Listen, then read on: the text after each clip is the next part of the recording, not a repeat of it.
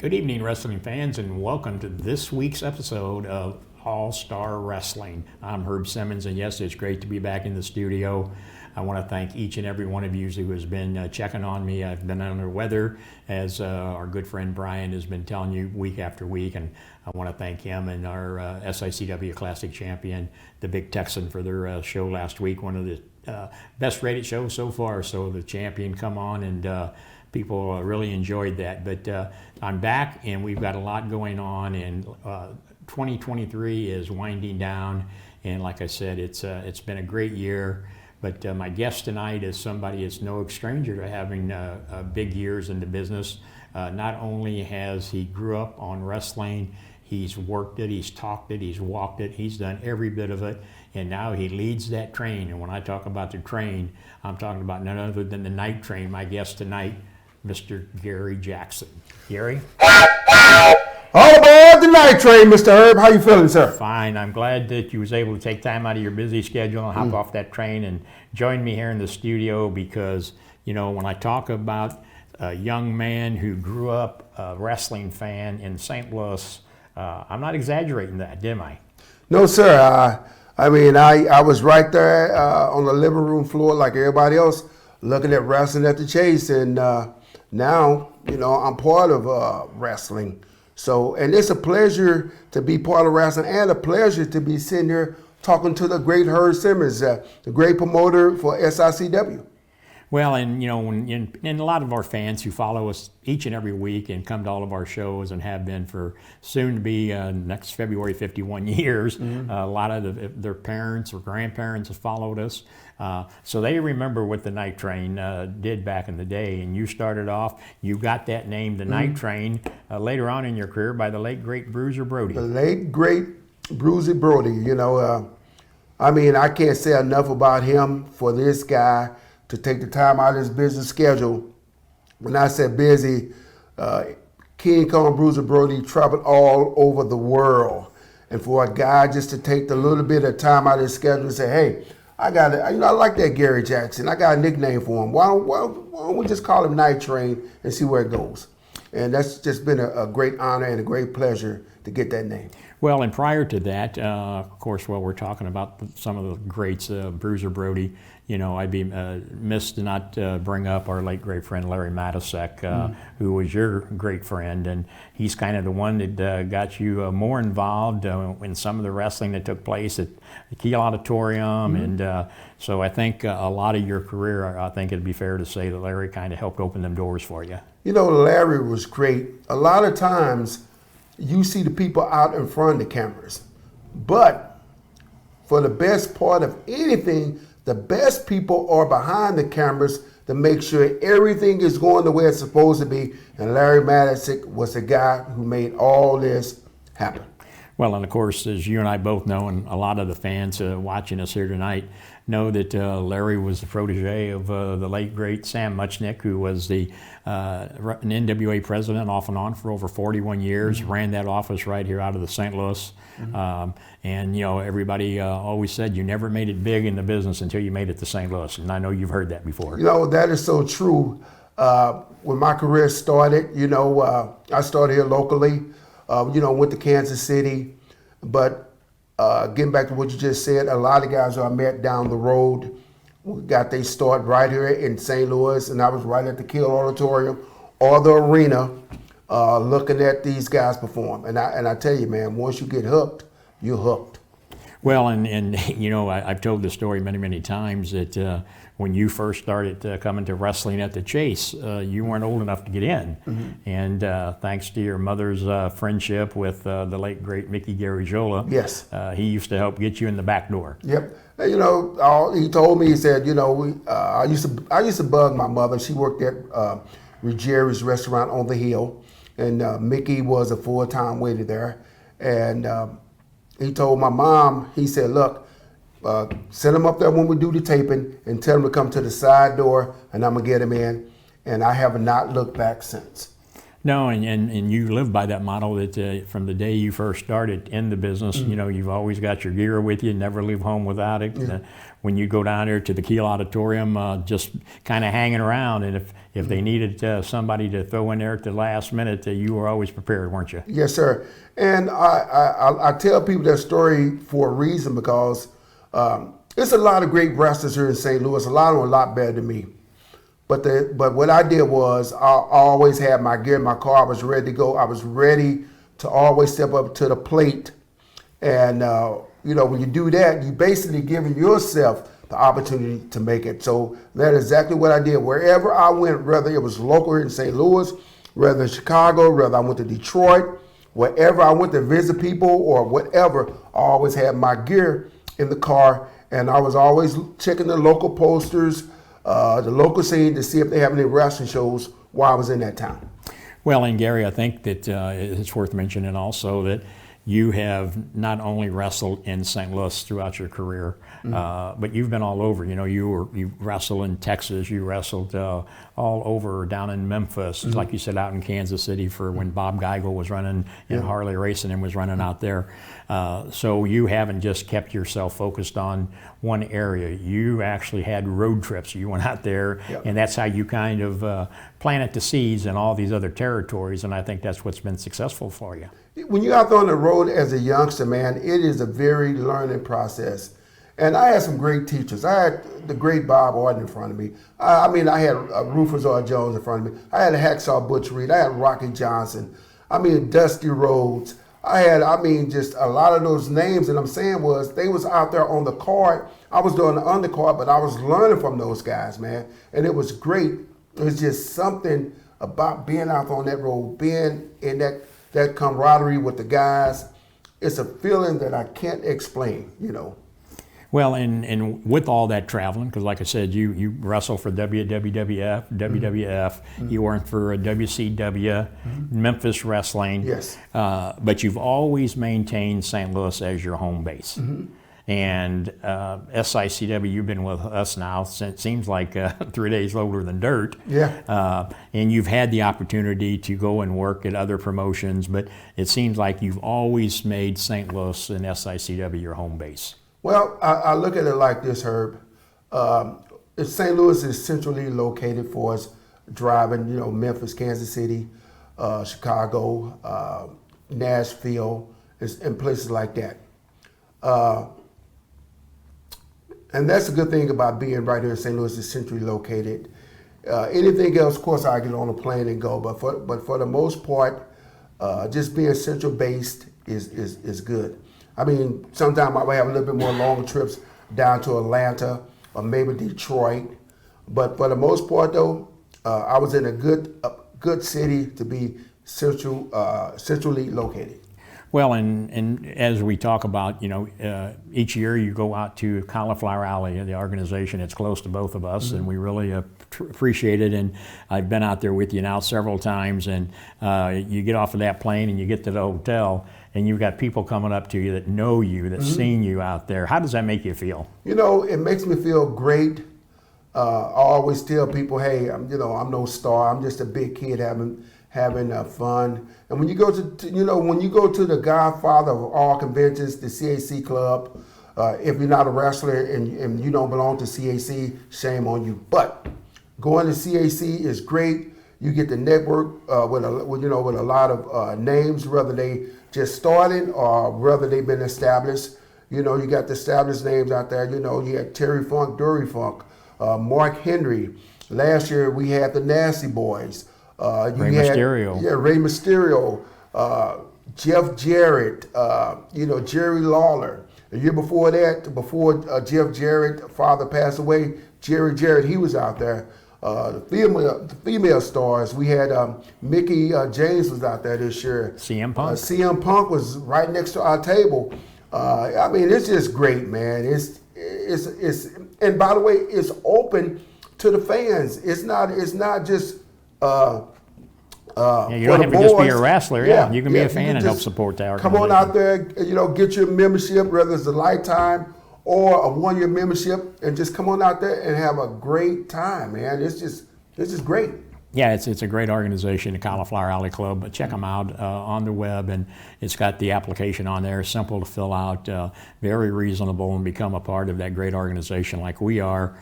And as Gary said, if you're a worker out there, by all means you should be, because as I tell everybody all the time, it's kind of like one of those supplemental insurance policies, because we never know when you're going to fall on hard times and you need some financial help. And our good friend Darla Staggs is the benevolent person who helps a lot of our boys and girls in the business that maybe has fallen on hard times or maybe it's been injured. So you never know when it's going to happen. And for a small fee, you become a member. And then if something like that happens, that Cauliflower Alley Club will be there to help assist you. I've witnessed them help so many of the men and women in our business, and that's why it's really close to what we do here. And SICW is a main supporter of the Cauliflower Alley Club. But Gary, let's talk about your career has taken you up against some of the best. I mean, they can Google on YouTube and find you against Kamala, against Razor Ramon, and that list just goes on and on and on. So you've been in there with those big names on the big stage, but you still are out there to this day. You're still doing it almost a couple of weekends out of the month you do it. And what keeps you motivated to continue to keep going? You know, it's the fans. I love to go out there and entertain the fans, you know, have fun. The fire's still burning. You know, the body's still good. You know, it's got to be the fans and the love for the game.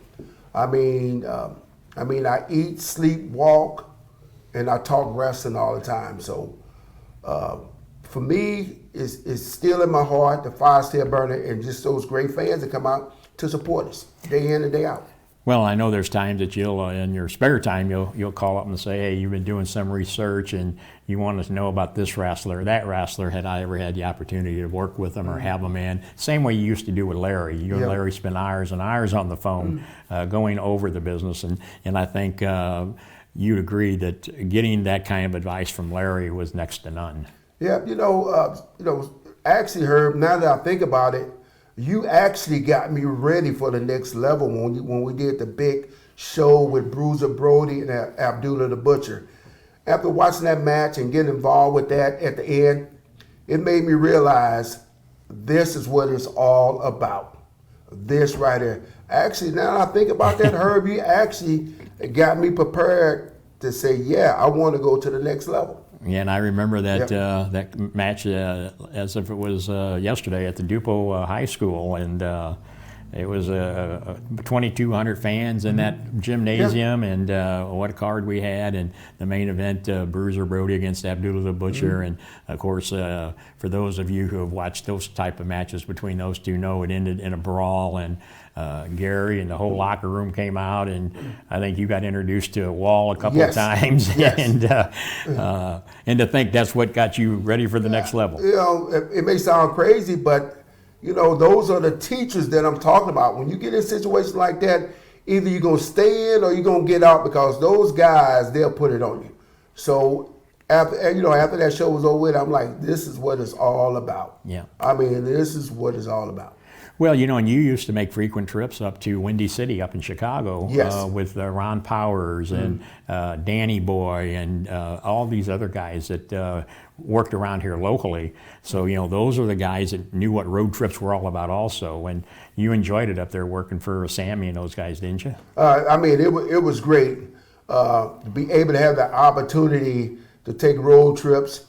But it's even great when you're ready to go and you can do it by yourself.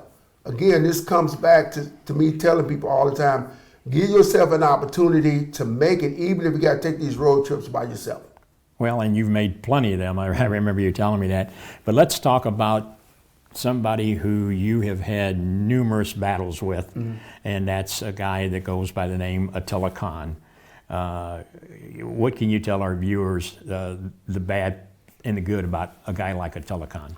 Well, you know, the good thing about Attila Khan, you know where he's coming from. The bad thing about Attila Khan, he does whatever he has to do to put you out of the business. Not hurt you, but try to put you out of this business. Well, and I think one of the other bad things is when he is being led by Stephen E.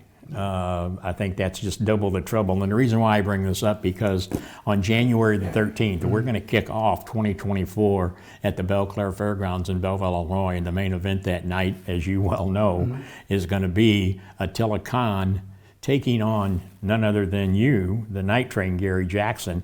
And this is a feud that's been going on for a couple of years, it seems like. I mean, he's done everything he can to try to put you out of the business. He's stowed fire in your face. Yes. Him and Stephen E., they've done it all. This time we're hoping to equal the odds up here a little bit. Somebody who you've traveled the road with, Danny Boy, is going to be that special guest referee inside of that locked steel cage. What's your feelings that you can tell the fans about that? You know, me and Attila has been going back and forth. It's time for this match to come to a head. And I'm glad we got Danny Boy in there, because one thing about Danny Boy is he's a pretty tough guy too. He knows how to call it down the middle. And I know I don't have to worry about Stephen E. trying to get in that cage when Danny Boy is in that ring doing his job. Well, as you said, Danny Boy, farmer himself, SICW champion, as you have been. Attila Khan, a farmer SICW champion. So fans, if you haven't made plans to attend the Belle Claire Fairgrounds on January the 13th, a Saturday night, I mean, that we're going to kick off the new year with a barn burner. I mean, it's gonna, that's the main event, but I mean, there's going to be 8 or 9 matches lined up as we kick this 2024 year going off. And Gary, speaking of that, that's going to be a tough match, no doubt about it. But this is the road leading up to the big May SICW Fan Fest 2. Yes, but sir. before I get you there, this last May, Fan Fest 1, I remember you calling me periodically and saying, Mr. Promoter, you're coming up with these names. You know, every day I'm seeing something new. Was you surprised that we were able to pull off over 50 legends coming to the Aviator Hotel for the first ever Fan Fest? You know, Herb, I'm really not surprised at what you do these days, because once you get it set in your mind, you execute your plan. And the plan that you had, it was a great plan, and it was a huge success to the point that we're having it again this year, and it seemed like, man, it's going to be bigger than what it was last year, and that's the way it's supposed to be. We got it off the ground last year. It was good. This year it's going to be better. Yeah. And we're looking forward on down the road to make it super big, where CAC is the first place to come and SICW is the second place to come. Well, and he's talking about, he's like me, I kind of get mixed up. It seems like it was last year, and it was just this May of this year when Barbara Goodish and myself and Nick Rednire and a few other people said, you know, we always have the Bruiser Brody Memorial. You know, there's never been a fan fest put on in the St. Louis area. So we bit the bullet and we did it. And this last May, you know, we had right at 50 legends and special guests there that came out and just had a great day, a great Saturday. It was all wrapped up at the end with the St. Louis Wrestling Hall of Fame, where, you know, Jerry Briscoe was inducted. JBL was there to do that for the users who didn't show up. But, you know, we had the Nasty Boys, we had Stan Hansen, Haku, the Barbarian, and I mean, just a list of all the greats. And so, as Gary said, it was very well attended. It's at the Aviator Hotel right there in South St. Louis, 6921 South Lindbergh Boulevard. You're going to hear that many more times over the next 6 months. We're still 6 months away, and we've got right at 30 legends and special guests already agreed to come back in for May of 2024. This year, it's actually going to be a 2-day event. Mr. Bill Apter, a good friend of ours, who helped make careers out of a lot of these guys with the magazines and going all over the world, following them and taking pictures of them. He will be there on Saturday, Friday, May 17th. He's going to do his one-man show that Friday night. So you'll be able to buy a VIP ticket for that and come and watch what Mr. Bill Apter is all about. The guy is great, and I can't wait to see that myself. I've seen it a couple of times, but it gets better and better each time he does it. And then on Saturday, May 18th, This is the weekend after Mother's Day. This last May, it was on Mother's Day weekend, Right. and that's why thank goodness, because we'd had probably another 50 guys that wanted to come in, and we'd had 100 of them there. But in 2024, it'll be the weekend after Mother's Day, and Saturday, that Fan Fest will open up at 10 a.m. in the morning and run all day. Already people being inducted in the class of 2024 Hall of Fame. You, my friend, receiving the Sam Muchnick Award. Very well deserved. Thank you so much, sir. We started that a couple of years ago. Barbara Goodish won it the first year for all of her commitment that she's done to the St. Louis and what Bruiser Brody meant to St. Louis. And then this last May, our good friend Darla Staggs was the recipient of that award. And then, of course, you will be the 2024 recipient, because I know you respected Sam. You have done so much for the wrestling business here in St. Louis. Thank you. And I hope that was a little surprise for you when we announced it in the locker room. Well, it was. I'm not in this business to pat myself on the back. I'm in this business, man, to try to entertain these fans, and at the same time, though, having a great time and staying healthy. That's what I'm all about. Well, and you do that, but I think you don't give yourself enough credit. I mean, you're out there supporting the CAC, you're supporting the Tragus Hall of Fame up in Waterloo, Iowa. You've been up there, and we always have a great time there. It's guys like you to go out there and promote those organizations. Jerry Briscoe, our good friends from up at Impact Wrestling up there, that always put on a great show. Troy Peterson and his staff, they come down. They was at the May show, the May Fan Fest, and they have already committed to coming back next year to that one. So, I'm getting calls just this week from Bob Johnson from Canada. They're making plans. There's 5 or 6 more fans coming from Canada again for this one next year, from Texas, from California. So if you haven't got your tickets yet, you can go to www.sicw.org. The packages are on there. You can either come to the whole package, which takes in the Bill After Show Friday night, plus the Fan Fest, plus the Hall of Fame induction, plus the Bruiser Brody Battle Royal and the big wrestling card that night. So you can take all that in, or you can just take in the wrestling show. Whatever you want to pick out, it's all on the website there.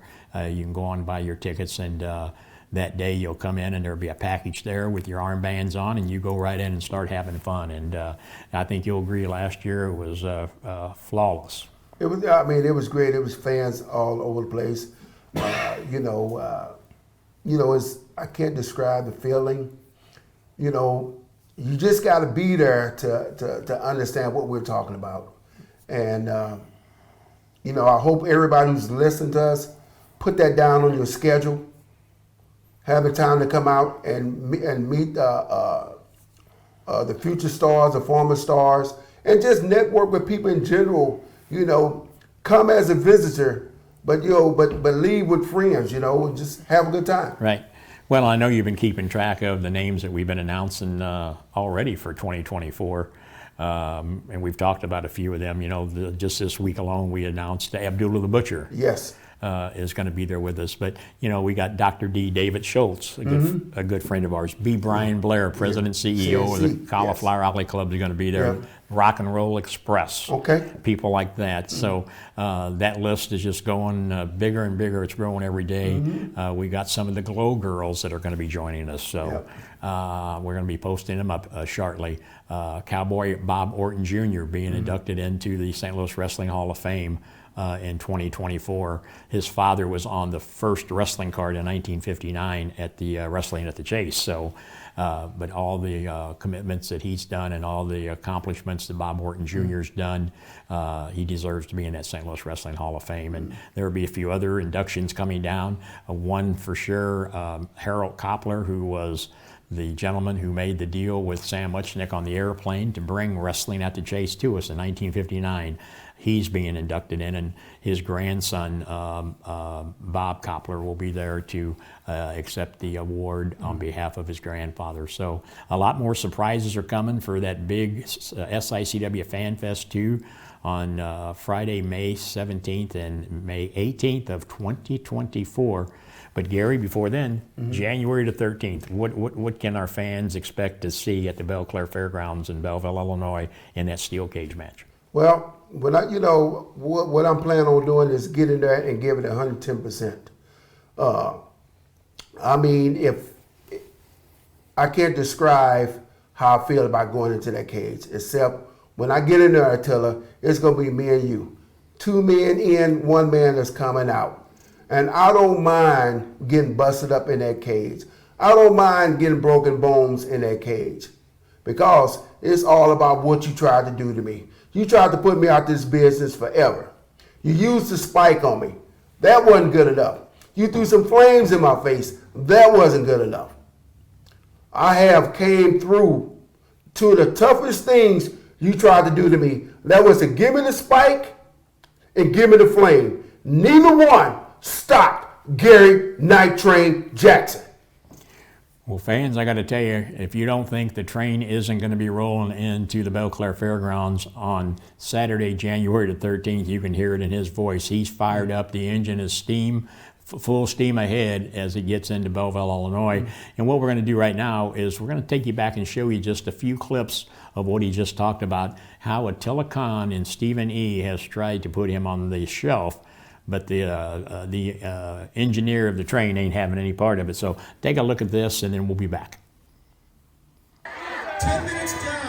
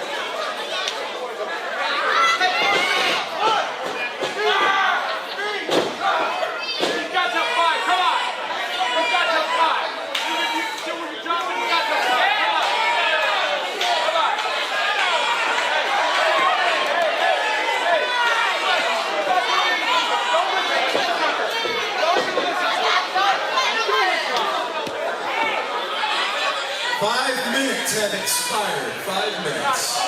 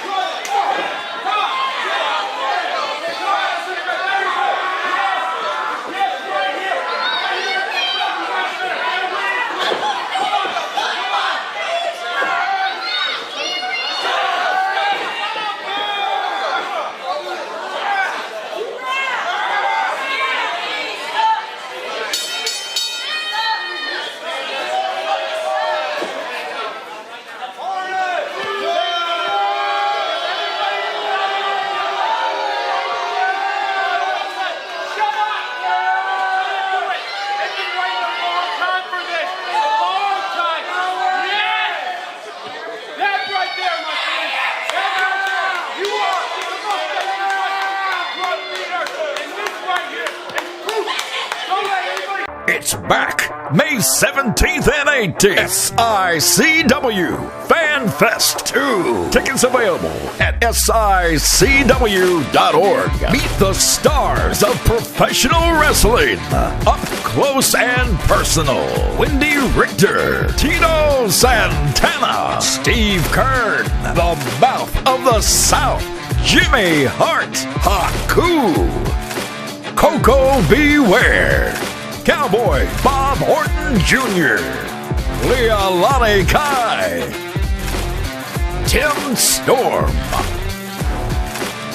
Sal Renaro, Brian Blair, Tommy Rich, Abdullah the Butcher, the Boogie Woogie Man, Manny Fernandez, Godfather, Rock and Roll Express, Jim Brunzell, Teddy Long, and Mac Davis, Bill Apter, and many more. Don't miss the SICW Fan Fest and St. Louis Wrestling Hall of Fame. It all starts with the Bill Apter one-man show on Friday and the Fan Fest and Hall of Fame on Saturday. Be there! Wrestling fans, one of SICW's newest sponsors for FanFest 2 is KC Insurance. For all your insurance needs, look to KC Insurance. Well, fans, that's what we're talking about. That's why Saturday night, January the 13th, is a big night. Steel cage match. Attila Khan, one of the most brutalist individuals in the business today, but what really makes him even much more dangerous is Stephen E., who will be there locked outside that steel cage when the Night Train, Gary Jackson, squares off against Attila Khan. What a night that's going to be. A lot more matches, a lot more great matches just lined up, so you need to call and reserve those seats and call the number 618-286-4848 to get your seats for that January the 13th. And what we want to do is to show you why we say here at SICW, we are the closest things that you will find to the Wrestling at the Chase days. And now we're going to take you back and just show you what we talk about as we bring you one of those old classics from Wrestling at the Chase. Introducing from Los Angeles, California, weighing 250 pounds, Mr. USA, Tony Atlas. From Pensacola, Florida, weighing 225 pounds, Ted Allen, referee, Ed Warren.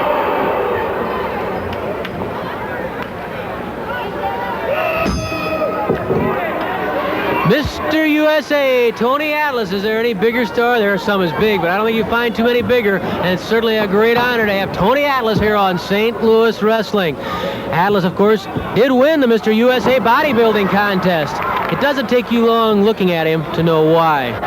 That man has muscles on top of muscles on top of muscles. What a powerhouse. Ted Allen goes behind him. He looks like you with your coat off, Mick. Was in St. Louis not long ago, and the big 3-0, St. Louis Wrestling Enterprise brings you Mr. USA, and boy, we've got him here in St. Louis. To say the least. Mickey saw those muscles on Tony Atlas. He says, man, I'm going to take him down to Pietro's with me. He can carry the trays or help me out. He can do anything he wants. He can own the restaurant. He probably could. Boy, he can give us another dining room. What a great career Tony Atlas has had. Full Nelson by Ted Allen on Tony Atlas. I don't know if this is a very good idea on Mr. Allen's part. Look at those muscles bulge. Tony Atlas breaking free. Oh, yes. Nothing the referee can do to help Ted Allen there.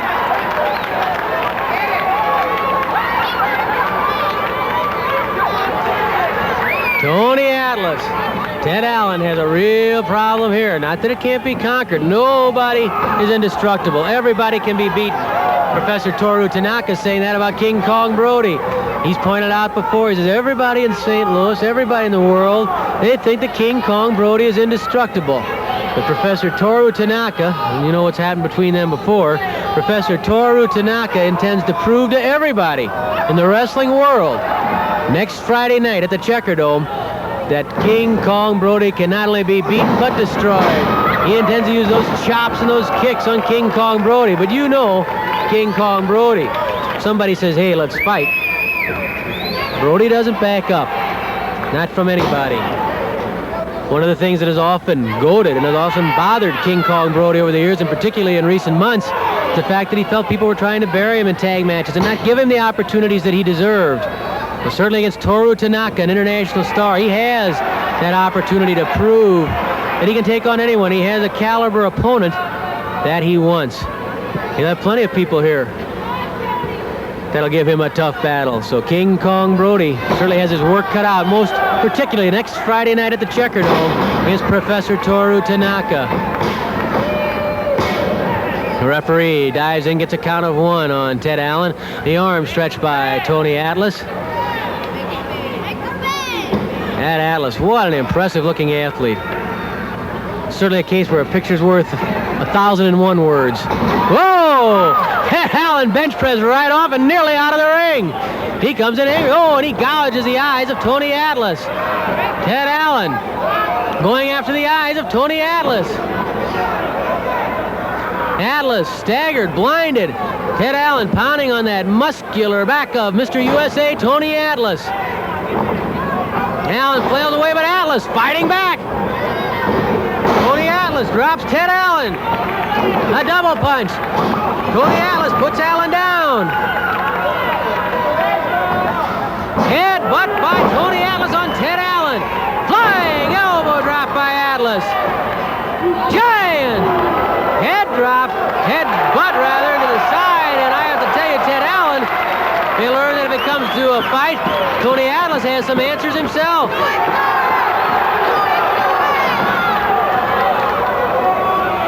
Atlas slams Allen's head into the turnbuckle. Tony Atlas going up on the second rope, looking up below. Flying headbutt by Tony Atlas on Ted Allen.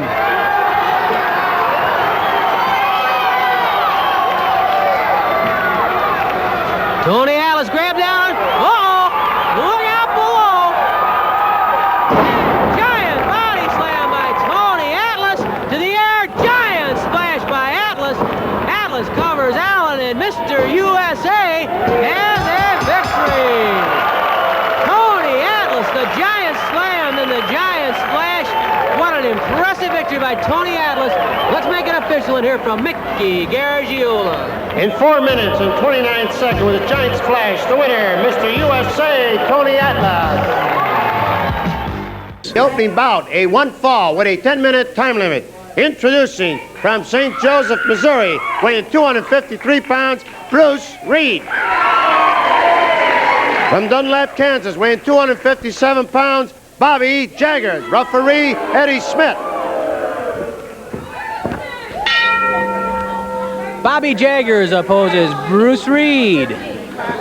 Good matchup. Two young guys with a lot of spunk, a lot of fire. Bobby Jaggers and Bruce Reed. A circle. Reed a bit the taller of the two. Reed tried to push Jaggers to the ropes. Jaggers sidestepped, and it was Reed who took the trip to the ropes. Go, Bruce, go! Woo! Some of the crowd yelling for Bruce Reed, and that seemed to upset Bobby Jaggers. Arm drag by Reed. Jaggers complains that his hair was pulled. Referee Eddie Smith ignores it.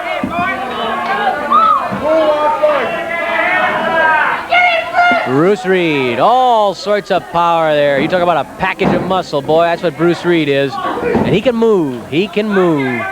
Jaggers twisting Reed's arm. Bangs an elbow into the shoulder of Bruce Reed. Slams that forearm up underneath the shoulder of Reed. Reed leaps over and kicks out. Down goes Jaggers. Jaggers would like to find something to complain about.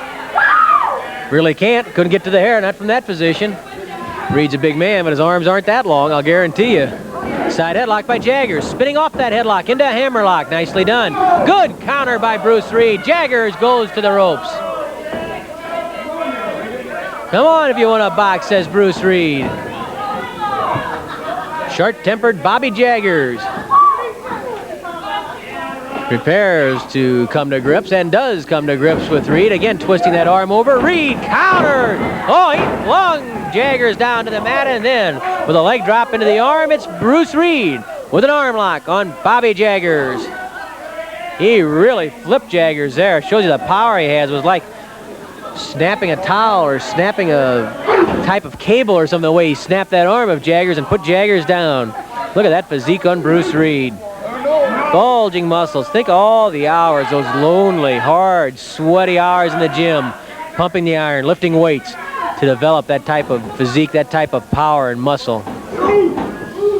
Bruce Reed leaning into that shoulder now, twisting the arm a little bit, putting pressure right from the elbow through the shoulder. Jaggers tries to put some force against the head of Reed, pushes Reed back into the corner. Reed will have to release the arm lock. Forearm smash to the jaw. Reed pitched across the ring. No! Reed reverses the whip. Jaggers comes out and goes for a trip. Compliments of Bruce Reed. Arm drag by Reed. Bruce Reed moving smoothly in the early minutes of the match against Bobby Jaggers. Jaggers, though, is a tough customer. He can take some punishment and he can dish it out. Reed drops his knee into the shoulder of Bobby Jaggers. Jaggers tries to put some pressure on the chin of Reed without much success. Reed twisting that arm. Jaggers onto his knees. As long as Reed's standing and Jaggers is on his knees or down, Reed has that extra balance, that extra leverage to make the hold even more effective. Jaggers knows it. That's why he's trying to get up. Mickey Garagiola is pointing out some of the scars on the forehead of Bobby Jaggers. Well, it's a rough business, and I doubt you could get along, talk to any top-line wrestler who hasn't had stitches put in that forehead or in the face somewhere or some part of the body. Talk about a guy like, say, Dick the Bruiser, who's been around a few years. All the Donnybrooks he's been in, I'll bet he's had 150 stitches in his head. And a guy like Harley Race, the world champion, probably double that maybe. In fact, there's so much scar tissue on Harley Race's head. Oh, Reed pitched through the ropes and out of the ring by Bobby Jaggers.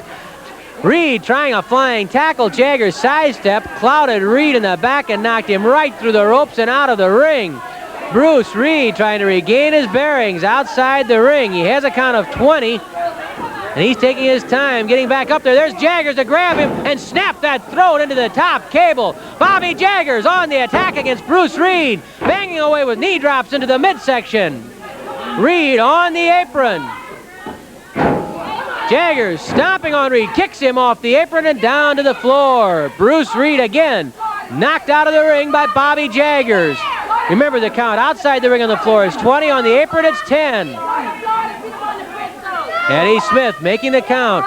Reed taking a walk around that ring, going to buy a little time, regain his bearings, get his breath back. But there's Jaggers right back on the attack once more, turning Reed around, bending Reed backward, and slamming an elbow into the face, into the nose of Bruce Reed. 5 minutes have expired, 5 minutes left. 5 minutes remain in the opening bout on Wrestling at the Chase as Jaggers brings Reed into the ring with a flying mare. Knee drop into the chest. It's on the chest, not the throat. The throat would be an automatic disqualification.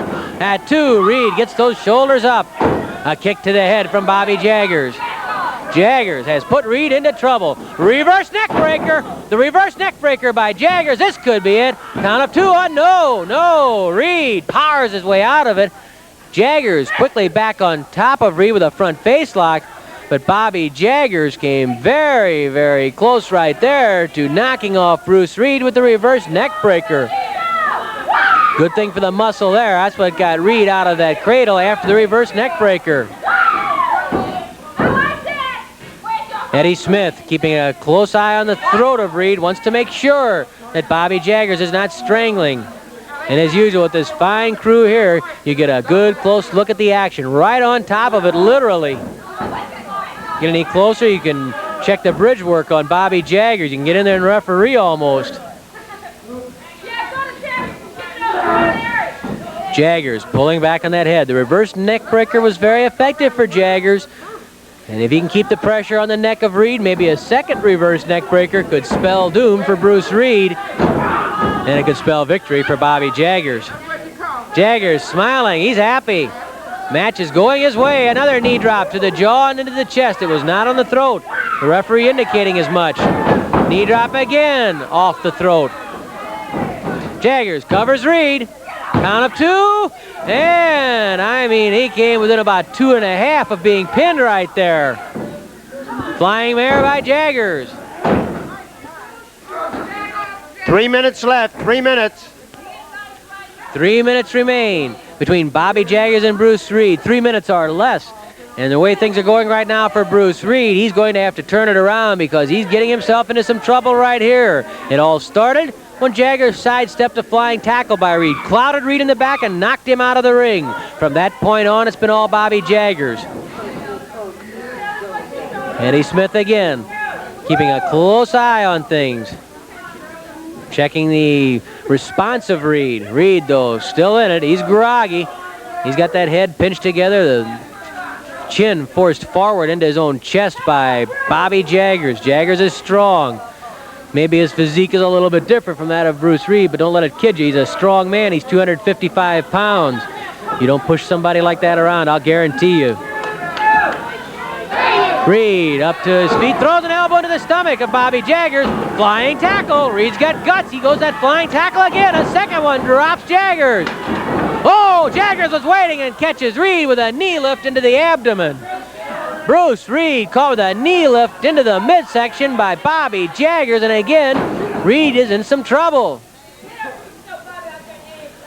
2 flying tackles did the job, but a third one turned out to be one too many because Jaggers was waiting and he caught Reed with that knee lift in the midsection. Again, Jaggers pinching the face of Reed together. He rolls Reed over, trying to go for a quick pin. Reed gets that shoulder up. Jaggers not too happy about it, but it's going to take a lot more than that to put Bruce Reed down. That much I can guarantee you. Jaggers pounds on the face of Bruce Reed. Reed comes off the ropes with a smash of his own.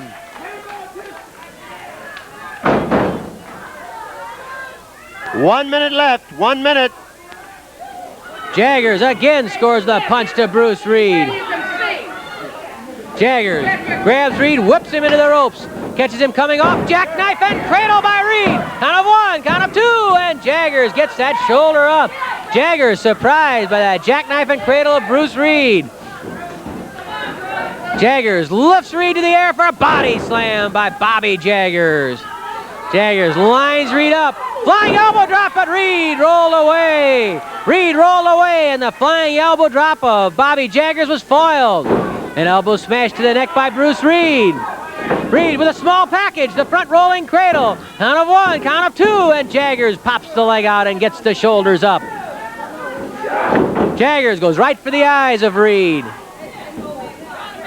Flying mare is stopped by Reed, backslide by Bruce Reed. Count of 1, and at 2, Jaggers again gets the shoulders up. 3 near pins by Bruce Reed in the last minute of the match. There's the bell, the time limit has expired. The match is a draw, but Reed and Jaggers, oh, they had those heads down low and cracked heads together. Jaggers and Reed both flattened after that impact. The match is a draw between Bobby Jaggers and Bruce Reed, and both men will have to clear the cobwebs before they leave. This ring. Here's Mickey Garagiola. With time running out, referee Eddie Smith declares the match a draw. The vendors are lining up for FanFest 2 on Saturday, May 18th, 2023 at the Aviator Hotel and Casino in St. Louis, Missouri. We're happy to welcome the Nebraska Pro Wrestling Hall of Fame as one of our newest sponsors. Wrestling fans, for all your used car needs, visit Auto Plaza St. Peter's and speak with Christina Price. The used car industry has a great asset in Christina. Visit autoplazastpeters.com for additional information.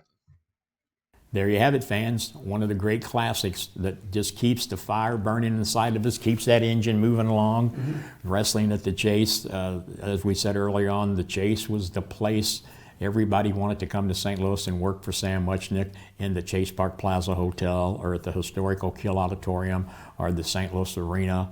That's where they all wanted to come. Some of the greatest matches ever held right here in St. Louis. And at SICW, we continue that history, the legacy of what Sam Muchnick and Larry Matisek and Harley Race and Cowboy Bob Ellis and Fritz Von Erich, John Paul Henning, and that list goes on and on and on. And now we've got the guys like Gary Jackson. We got guys like the Big Texan, Superstar Steve Fender, Bobby D, you name it. They are keeping that tradition alive right here at SICW. So fans, we appreciate you joining us tonight. Get your tickets for Saturday, January 13th, and then mark the big date in May 17th and 18th for Fan Fest 2 in St. Louis at the Aviator Hotel. Hope to see you next year, each and every Sunday night at 8 p.m. Everybody have a good week.